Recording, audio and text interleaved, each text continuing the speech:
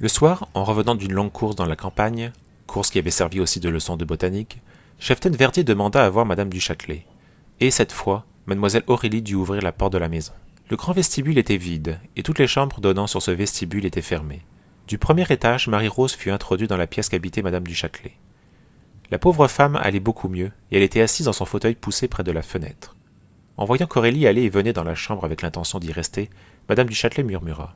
« Laissez-nous seuls, Aurélie. Vous intimideriez cette enfant. Mais il faut que je la reconduise. Oh, elle saura bien trouver le chemin toute seule. » Avec un regard haineux vers la jeune cheftaine, la vieille demoiselle dut battre en retraite. « Parlons bas, conseilla Madame du Châtelet, car je soupçonne fort tous ces gens d'écouter aux portes. Heureusement nous sommes près de la fenêtre et la pièce est grande. » Elle soupira. « Je suis persuadée maintenant qu'ils voulaient me forcer à rester ici pour que je ne voie pas ce qu'ils font. Mais dès que je serai plus forte, je visiterai ma maison de fond en comble. Croyez-vous que depuis 6 mois Anatole a la clé de ma cave et qu'il prétend l'avoir perdue? Mais je suis sûr que c'est faux. »« De votre cave ?» répéta Marie-Rose. « Vous n'avez aucune idée de ce qu'ils font ?»« Aucune. Ils reçoivent souvent des caisses, c'est tout ce que je puis vous dire. Et votre cousin fume beaucoup. »« Oh oui, énormément. »« Ah !»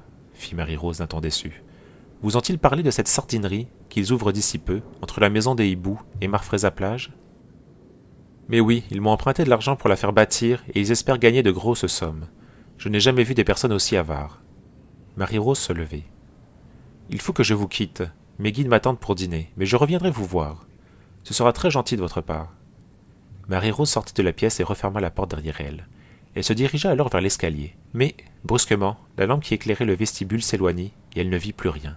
Elle continua à marcher dans la direction de l'escalier, mais elle entendit un bruit bizarre, une sorte de raclement de planches, et elle se heurta à une cloison. Elle crut s'être trompée de chemin. Elle revint sur ses pas et rencontra un mur. Elle eut l'impression d'être une souris prise au piège.